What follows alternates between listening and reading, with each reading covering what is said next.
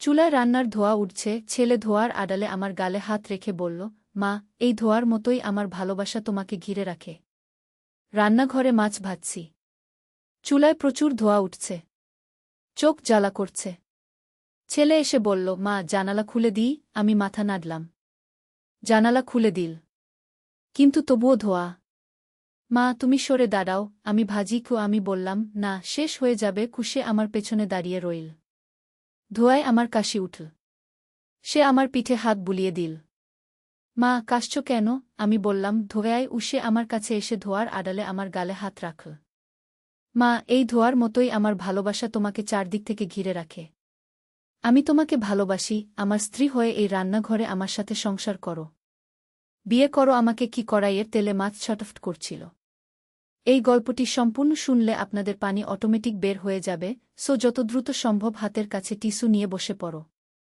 বিছানার চাদর যেন নষ্ট না হয় সেটা সম্পূর্ণ খেয়াল রাখার অনুরোধ জানিয়ে গল্পটি এখন শুরু করব। তার আগে সর্বশেষ অনুরোধ, দয়া করে এমন পানি বের করার গল্প নিয়মিত শুনতে আমাদের চ্যানেলটি সকলেই সাবস্ক্রাইব করুন। ধন্যবাদ। হ্যালো বন্ধুরা, আমার নাম মাধুরী সেন। আমার বয়স 40 বছর। আমার স্বামীর নাম রবিন সেন, বয়স 43 বছর। আমাদের 2 সন্তান, রাহুল আর পূজা। রাহুল 18 বছর বয়সী, কলেজে পড়ে। পূজা 11 বছর বয়সী, স্কুলে যায়। সেদিন সকালে আমি রান্নাঘরে মাছ ভাজছিলাম। চুলা থেকে প্রচুর ধোঁয়া উঠছিল। আমার চোখ জ্বালা করছিল। হঠাৎ রাহুল এসে বলল, মা, তুমি কি করছ? এত ধোঁয়া কেন? আমি বললাম, মাছ ভাজছি বাবা। সে জানালা খুলে দিয়ে বলল, মা, তুমি একটু সরে দাঁড়াও, আমি করি। আমি বললাম, না রে, আর একটু পরেই শেষ হবে। কিন্তু ধোঁয়ার কারণে আমার কাশি উঠতে লাগল। রাহুল আমার পেছনে এসে দাঁড়াল। মা, এভাবে কাশলে হবে না। তুমি একটু বাইরে যাও। আমি মাথা নাড়ালাম। তখন সে আমার পিঠে হাত রেখে বলল, মা, আমি আছি তো। হঠাৎ সে আরও কাছে এসে ধোঁয়ার আড়ালে আমার গালে হাত রাখল। মা, এই ধোঁয়ার মতোই আমার ভালোবাসা তোমাকে চারদিক থেকে ঘিরে রাখে। আমি অবাক হয়ে তার দিকে তাকালাম। তখন সে আরও অদ্ভুত কথা বলল, আমি তোমাকে ভালোবাসি মা। তুমি আমার স্ত্রী হয়ে এই রান্নাঘরে আমার সাথে সংসার করো। বিয়ে করো আমাকে। আমি হতভম্ব হয়ে গেলাম। কড়াইয়ের তেলে মাছ ছটফট করছিল। আমি কিছু বুঝতে পারছিলাম না। রাহুল আমার ছেলে, সে কি বলছে? হঠাৎ আমার মাথা ঘুরতে লাগল। আমি কড়াইটা নামিয়ে রাখলাম। রাহুল, তুই কি বলছিস? আমি কাপা গলায় বললাম। রাহুল মুখে এক অদ্ভুত হাসি নিয়ে বলল, মা, আমি সিরিয়াস। আমি তোমাকে চাই। তুমি এত সুন্দর, এত ভালো। আমি তোমাকে ছাড়া বাঁচতে পারব না। আমি পিছিয়ে গেলাম। রাহুল, তুই পাগল হয়ে গেছিস? আমি তোর মা। তাতে কি? রাহুল এগিয়ে এলো। প্রেম কি বয়স আর সম্পর্ক দেখে? আমি তোমাকে ভালোবাসি মা। শুধু ভালোবাসি। আমি রান্নাঘর থেকে বেরিয়ে যেতে চাইলাম, কিন্তু রাহুল আমার হাত ধরে ফেল। মা, শুনো আমার কথা। ছাড় আমার হাত। আমি চিৎকার করলাম। ঠিক তখনই পূজা স্কুল থেকে ফিরে এলো। মা, কি হয়েছে? তুমি চিৎকার করছো কেন? রাহুল তাড়াতাড়ি আমার হাত ছেড়ে দিল। আমি কিছু বলতে পারলাম না। পূজা অবাক হয়ে আমাদের দিকে তাকিয়ে রইল। কিছু না বাবা, তোর দাদা শুধু রান্না করতে সাহায্য করছিল। আমি কোনোমতে বললাম। পূজা ব্যাগ রেখে হাত মুখ ধুতে গেল। রাহুল আমার কাছে ফিসফিস করে বলল, মা, আমি তোমার সাথে আজ রাতে কথা বলবো। আমি সিরিয়াস। আমি কাঁপতে কাঁপতে বসার ঘরে গেলাম। আমার মাথা ঠিক কাজ করছিল না। রাহুল কি সত্যিই এমন কথা বলেছে? নাকি আমি ভুল শুনেছি? সন্ধ্যায় রবিন অফিস থেকে ফিরল। আমি স্বাভাবিক থাকার চেষ্টা করলাম। কিন্তু রাহুলের দিকে তাকাতে পারছিলাম না। সে বারবার আমার দিকে এমনভাবে তাকাচ্ছিল যেন রাতের খাবারের সময় রাহুল আমাকে চোখ দিয়ে ইশারা করছিল। আমি ভয়ে পেয়ে যাচ্ছিলাম। খাওয়া শেষে রবিন টিভি দেখতে গেল, পূজা পড়তে বসল। রাহুল আমার কাছে এসে বলল, মা, আমার সাথে ছাদে এসো। আমি তোমার সাথে কথা বলবো। না, আমার কাজ আছে। আমি এড়িয়ে যেতে চাইলাম। মা, প্লিজ। শুধু 5 মিনিট। রাহুলের গলায় একটা আবেদন ছিল। আমি ভয়ে ভয়ে ছাদে গেলাম। রাহুল আমার সামনে এসে দাঁড়াল। মা, আমি তোমাকে সত্যিই ভালোবাসি। আমি জানি এটা ভুল, কিন্তু আমি কিছু করতে পারি না। সে বলল। রাহুল, তুই কি বলছিস? আমি তোর মা। এসব কথা বলা উচিত না গিয়ে আমি কাপা গলায় বললাম। মা, আমি তোমার চেয়ে কোনো মেয়েকে বেশি ভালো লাগে না। তুমি এত সুন্দর, এত কোমল। আমি তোমাকে স্পর্শ করতে চাই কি? রাহুল আমার দিকে এগিয়ে এলো। আমি পিছিয়ে গেলাম। না রাহুল, তুই ভুল করছিস। আমি তোর মা গু। তাহলে কি হয়েছে মা? প্রেমে বয়স কি? সম্পর্ক কি? আমি তোমাকে চাই বলে সে আমার হাত ধরার চেষ্টা করল। আমি দৌড়ে নিচে নেমে গেলাম। আমার হৃৎপিণ্ড জোরে জোরে ধড়ফড় করছিল। রাহুল কি সত্যিই আমাকে এভাবে দেখে? পরের কয়েকদিন রাহুল আমার পিছু ছাড়ল না। সুযোগ পেলেই আমার কাছে এসে অদ্ভুত কথা বলত। মা, তুমি কত সুন্দর।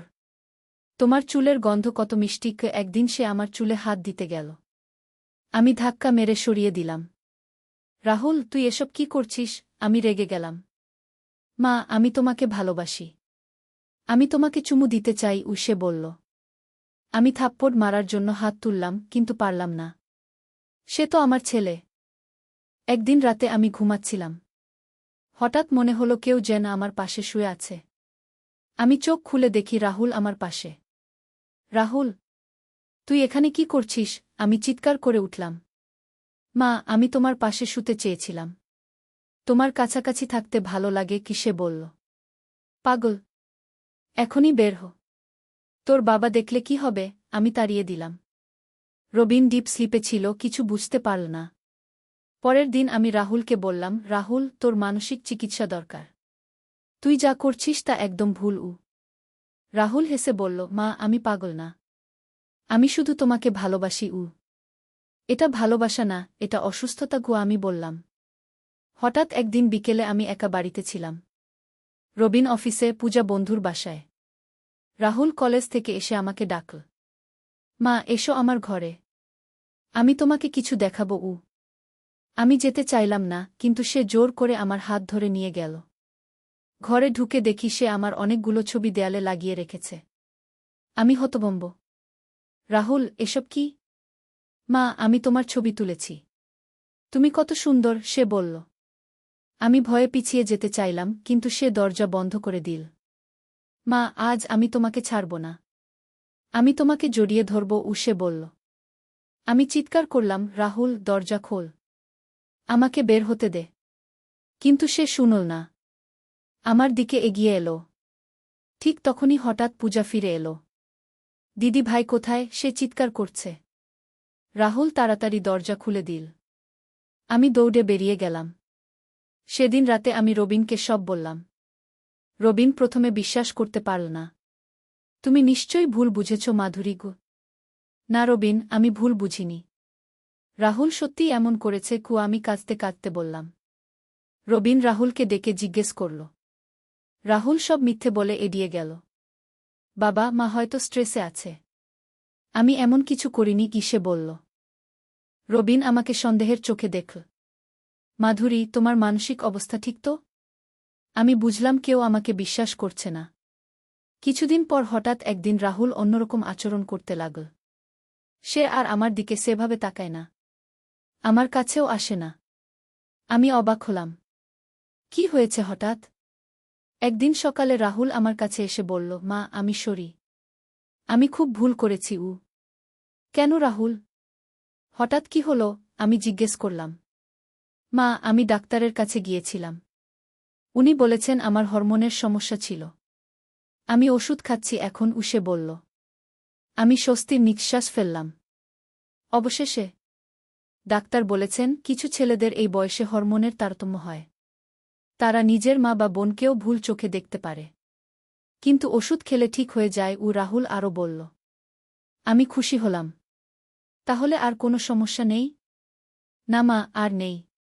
আমি এখন স্বাভাবিক। আর কখনো তোমার সাথে এমন আচরণ করব না, সে বলল। সেদিন থেকে রাহুল সত্যিই স্বাভাবিক হয়ে গেল। আর কখনো আমার দিকে সেভাবে তাকায়নি। কিছুদিন পর সে কলেজের এক মেয়ের সাথে প্রেম করা শুরু করল। আমি খুশি হলাম। সে এখন স্বাভাবিক জীবনযাত্রায় ফিরে গেছে। কিন্তু একদিন হঠাৎ সে আমার কাছে এসে বলল, মা, আসলে আমার কোনো হরমোনের সমস্যা নেই। আমি চমকে উঠলাম। তার মানে? মানে হলো আমি মিথ্যে বলেছিলাম। আসলে আমি একটা গেম খেলছিলাম কি সে হেসে বলল। কি গেম? আমি হতভম্ব। মা, এটা একটা সাইকোলজিক্যাল এক্সপেরিমেন্ট ছিল। আমি দেখতে চেয়েছিলাম মানুষ কিভাবে রিয়্যাক্ট করে যখন তাদের সাথে অস্বাভাবিক আচরণ করা হয়, রাহুল বলল। আমি রেগে গেলাম। তুই আমার সাথে এক্সপেরিমেন্ট করেছিস? হ্যাঁ মা। আমি সাইকোলজি নিয়ে পড়ছি। এটা আমার প্রজেক্ট ছিল। মানুষের মনোবিজ্ঞান নিয়ে কি সে বলল। আমি থাপ্পড় মেরে দিলাম। তুই কত বড় নির্লজ্জ! আমি কত ভয় পেয়েছি, কত কষ্ট পেয়েছি। সরি মা, কিন্তু এক্সপেরিমেন্টটা সাকসেসফুল হয়েছে। আমি অনেক কিছু শিখেছি, সে বলল। আমি আর কিছু বললাম না। শুধু মনে মনে ভাবলাম ছেলেটা কত বুদ্ধিমান কিন্তু কত নিষ্ঠুরও। পরের দিন রাহুল আমার কাছে এসে বলল, মা, আমি তোমাকে কিছু বলবো। আর কি? আমি রেগে বললাম। মা, আসলে সেদিন রান্নাঘরে আমি যা বলেছিলাম সেটাও এক্সপেরিমেন্টের অংশ ছিল, সে বলল। আমি আরও রেগে গেলাম। মানে তুই সব কিছুই মিথ্যে বলেছিস? হ্যাঁ মা। আমি দেখতে চেয়েছিলাম তুমি কিভাবে রিয়্যাক্ট করো, সে বলল।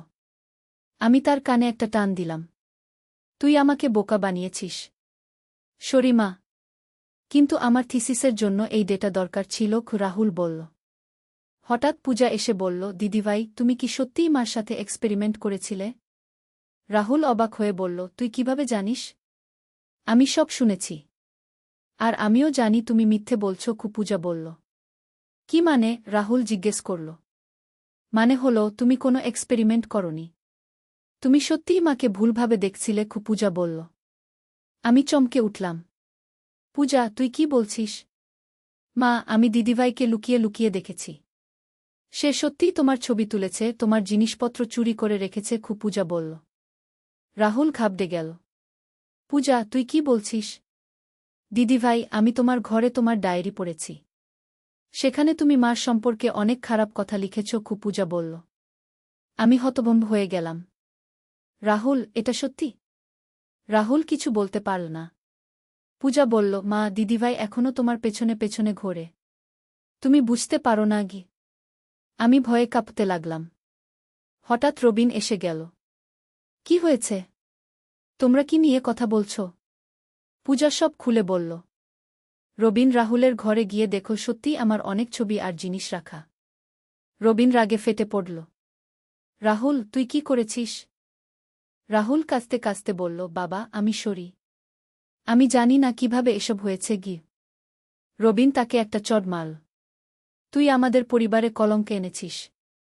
আমি বললাম, রবিন, ওকে ডাক্তারের কাছে নিয়ে যেতে হবে। সত্যিই মানসিক চিকিৎসা দরকার। পরের দিন আমরা রাহুলকে একজন সাইকিয়াট্রিস্টের কাছে নিয়ে গেলাম। ডাক্তার অনেক প্রশ্ন করার পর বললেন, এটা একটা সিরিয়াস মানসিক সমস্যা। ও ট্রিটমেন্ট দরকার। কিন্তু হঠাৎ একটা অদ্ভুত ব্যাপার হল। ডাক্তার যখন রাহুলের মাথায় একটা স্ক্যান করলেন, তখন দেখা গেল ওর মস্তিষ্কে একটা ছোট টিউমার আছে। এই টিউমারের কারণেই ওর আচরণ এমন হয়েছে, ডাক্তার বললেন। এই টিউমার ওর হরমোন আর ইমোশনাল কন্ট্রোল নষ্ট করে দিয়েছে। আমি আর রবিন দুজনেই ভেঙে পড়লাম। আমাদের ছেলে ক্যান্সার রোগী। ডাক্তার বললেন, চিন্তার কিছু নেই। এই টিউমার অপারেশন করে তুলে ফেলা যাবে। তারপর রাহুল একদম স্বাভাবিক হয়ে যাবে। অপারেশনের জন্য অনেক টাকা লাগবে। আমরা সব গহনা বিক্রি করে ব্যাংক থেকে লোন নিয়ে টাকার ব্যবস্থা করলাম। অপারেশনের দিন আমি অনেক ভয় পেয়েছিলাম। যদি কিছু হয়ে যায় রাহুলের। অপারেশন সফল হল। রাহুলের মাথা থেকে টিউমার বের করা হল। কয়েকদিন পর সে জ্ঞান ফিরে পেল। মা, আমি কোথায়? রাহুল জিজ্ঞেস করল। তুই হাসপাতালে আছিস। তোর অপারেশন হয়েছে, আমি বললাম। রাহুল কিছুই মনে করতে পারছিল না। ডাক্তার বললেন, অপারেশনের পর কিছুদিন মেমোরি লস হতে পারে। চিন্তার কিছু নেই। কয়েক সপ্তাহ পর রাহুল সম্পূর্ণ সুস্থ হয়ে বাড়ি ফিরল। সে আর আগের মতো নেই। এখন সে একটা স্বাভাবিক ছেলে।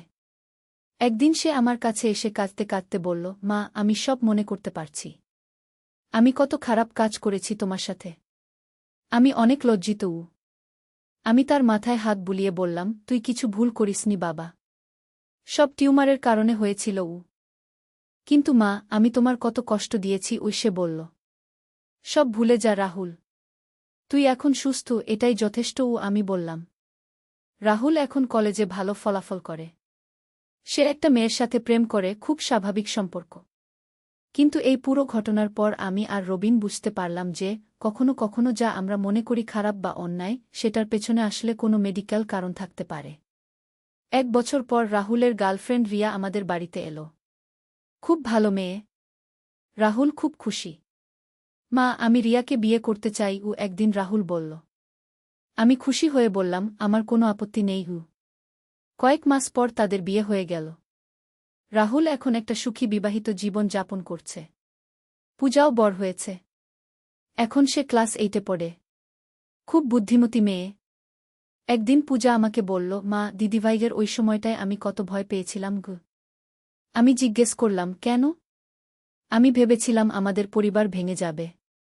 কিন্তু ভালো হয়েছে যে দিদিভাইয়ের সমস্যার আসল কারণ খুঁজে পাওয়া গেছে। পূজা বলল। আমি বুঝলাম এই ছোট মেয়েটাও কত কিছু বুঝেছিল। এখন আমাদের পরিবার খুব সুখে আছে। রবিন অফিসে প্রমোশন পেয়েছে। রাহুল চাকরি পেয়েছে। পূজা পড়াশোনায় ভালো। কিন্তু হঠাৎ একদিন অদ্ভুত একটা ব্যাপার হলো। আমি রান্নাঘরে কাজ করছিলাম, হঠাৎ দেখি একটা ছায়া যেন আমার পেছনে দাঁড়িয়ে আছে। আমি ঘুরে তাকিয়ে দেখি কেউ নেই। কিন্তু আমার মনে হলো কেউ যেন আমাকে দেখছে। পরের কয়েকদিন এই ব্যাপারটা আরও বাড়ল। আমি যেখানেই যাই মনে হয় কেউ যেন আমাকে ফলো করছে। একদিন আমি রবিনকে বললাম, আমার মনে হচ্ছে কেউ আমাদের ঘরে লুকিয়ে আছে গিয়ে। রবিন বলল, তুমি টেনশন করছ। কেউ নেই গিয়ে।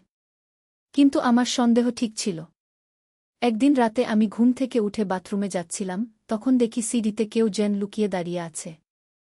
আমি চিৎকার করে উঠলাম। রবিন দৌড়ে এলো। আমরা সব জায়গা খুঁজলাম, কিন্তু কাউকে পেলাম না। পরের দিন পুলিশে রিপোর্ট করলাম। পুলিশ এসে তল্লাশি করল, কিছু পেল না। কয়েকদিন পর রাহুল বলল, মা, আমার মনে হচ্ছে এই ব্যাপারটার সাথে আমার টিউমারের কোনো সম্পর্ক আছে গিয়ে। মানে কি? আমি জিজ্ঞেস করলাম। মানে হলো, আমার টিউমার অপারেশনের পর যে ডাক্তার আমার চিকিৎসা করেছিলেন, তিনি আমাকে একটা এক্সপেরিমেন্টাল ড্রাগ দিয়েছিলেন। রাহুল বলল। আমি চমকে উঠলাম। কী রকম ড্রাগ? সেই ড্রাগের কিছু সাইড এফেক্ট আছে। যারা এই ড্রাগ নেয় তারা মাঝে মাঝে হ্যালুসিনেশন দেখে। রাহুল বলল। কিন্তু আমি তো ড্রাগ নেইনি। আমি বললাম। মা, ডাক্তার বলেছিলেন এই ড্রাগের প্রভাব পরিবারের অন্যদের উপরেও পড়তে পারে। রাহুল বলল। আমরা সেই ডাক্তারের কাছে গেলাম। ডাক্তার বললেন, হ্যাঁ, এটা সম্ভব। এই ড্রাগের কিছু কেমিক্যাল আছে যেগুলো বাতাসের মাধ্যমে ছড়িয়ে যেতে পারে। তাহলে আমার হ্যালুসিনেশন হচ্ছে? আমি জিজ্ঞেস করলাম। হ্যাঁ, সেটাই সম্ভব। কিন্তু চিন্তার কিছু নেই। কয়েক মাসের মধ্যে এই প্রভাব কমে যাবে। ডাক্তার বললেন। সত্যিই কয়েক মাস পর আমার সেই অদ্ভুত অনুভূতি কমে গেল। আর কোনো ছায়া দেখি না। এখন আমাদের জীবন একদম স্বাভাবিক। রাহুল আর রিয়া আমাদের সাথেই থাকে। তারা একটা বাচ্চার প্ল্যান করছে। পূজাও এখন হাই স্কুলে। সে ডাক্তার হতে চায়। একদিন পূজা আমাকে বলল, মা, আমি যদি ডাক্তার হই তাহলে দিদিভাইয়ের মতো রোগীদের আরও ভালো চিকিৎসা দিতে পারব গো। আমি খুশি হয়ে বললাম, হ্যাঁ বাবা, তুই অনেক ভালো কিছু করতে পারবি গু। এই পুরো ঘটনা থেকে আমি শিখেছি যে জীবনে যা কিছু খারাপ মনে হয় তার পেছনে কোনো না কোনো কারণ থাকে। আমরা সেই কারণ খুঁজে বের করতে পারলে সব সমস্যার সমাধান হয়ে যায়। রাহুল এখন একটা স্বাভাবিক ছেলে। সে আমাকে মা হিসেবে সম্মান করে। আর কখনো কোনো অদ্ভুত আচরণ করে না। কিন্তু মাঝে মাঝে আমার মনে পড়ে যায় সেই ভয়ঙ্কর দিনগুলোর কথা, যখন আমি ভেবেছিলাম আমার নিজের ছেলে আমার সাথে খারাপ কিছু করতে চায়। ভাগ্য ভালো যে আমরা সময়মতো আসল কারণ খুঁজে পেয়েছিলাম। না হলে হয়তো আমাদের পরিবার সত্যিই ভেঙে যেত। এখন আমি রোজ ভগবানের কাছে প্রার্থনা করি যেন আমাদের পরিবারে আর কোনো সমস্যা না হয়। আমরা সবাই মিলে খুশিতে থাকতে পারি। রাহুল মাঝে মাঝে আমাকে বলে, মা, তুমি আমাকে ক্ষমা করে দিয়েছ। কিন্তু আমি নিজেকে এখনও সম্পূর্ণ ক্ষমা করতে পারিনি গিয়ে। আমি তখন তাকে বলি, রাহুল, তুই কোনো দোষ করিসনি। সব টিউমারের কারণে হয়েছিল। তুই একটা ভিকটিম ছিলি, বিলেন না গিয়ে। এই গল্পের মাধ্যমে আমি সবাইকে বলতে চাই যে কখনো কারো আচরণ দেখে তাড়াহুড়া করে সিদ্ধান্ত নেবেন না। হয়তো তার পেছনে কোনো মেডিকেল কারণ আছে। আর সবচেয়ে বড় কথা হল, পরিবারের সদস্যদের একসাথে থেকে যে কোনো সমস্যার সমাধান করতে হয়। একা একা কিছু করার চেষ্টা করলে আরও সমস্যা বাড়ে। আমাদের পরিবার এখন আগের চেয়েও বেশি শক্তিশালী। কারণ আমরা একসাথে একটা বড় সমস্যার মুখোমুখি হয়ে সেটা সমাধান করতে পেরেছি। আশা করি আমাদের এই অভিজ্ঞতা অন্যদের কাজে লাগবে। যদি কারো পরিবারে এরকম কোনো সমস্যা হয় তাহলে তারা যেন ভেঙে না পড়ে। ধৈর্য ধরে আসল কারণ খুঁজে বের করার চেষ্টা করবে। জীবনে অনেক রহস্য থাকে, কিন্তু সেই রহস্যের সমাধান খুঁজে পেলে জীবন আরও সুন্দর হয়ে ওঠে।